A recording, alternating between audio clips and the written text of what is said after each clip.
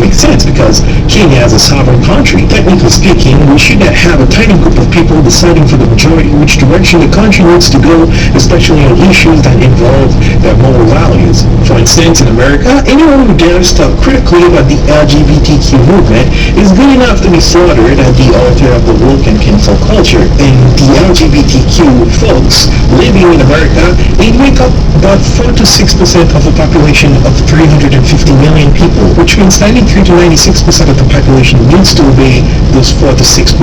Think about that for a minute. Second of all, the president of Kenya hasn't even necessarily said he disagrees with the position and has said it is equally possible for it to be changed in the future. But to be partial on an issue such as this is not good enough for those who are pushing this agenda. You're going to get yourself into trouble.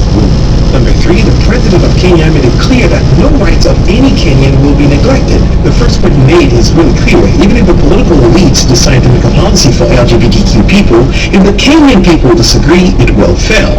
And if the Kenyan people wish to have gay rights, then naturally the government will proceed to make policies in favor of that. However, he clearly stated that this is not where his country is, and that's not the direction they're taking. This was not the first time the president of Kenya was backed into a corner to accept homosexuality or bow down to the LGBTQ movement.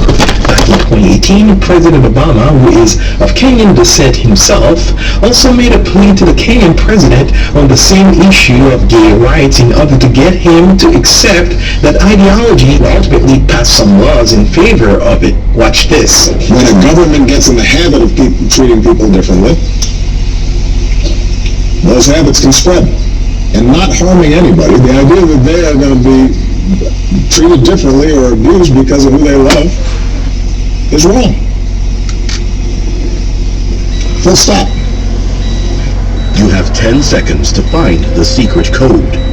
Look for a 10-letter word somewhere on the screen. Better hurry.